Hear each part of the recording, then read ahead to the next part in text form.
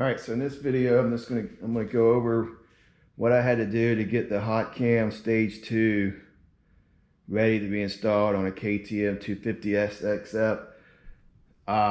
Essentially, in my other video, I show how the Hotcams are delivered, and basically, this is what the Hotcams will look like when it's delivered, even though this is the factory.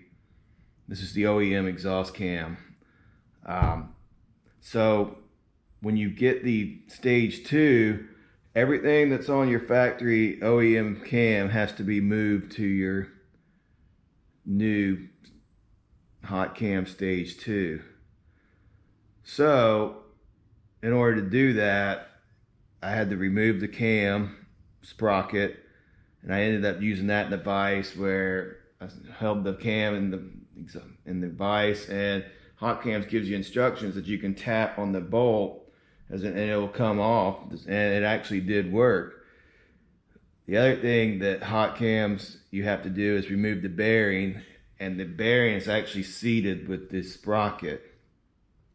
But what I didn't understand when I was doing it is that the decompression, automatic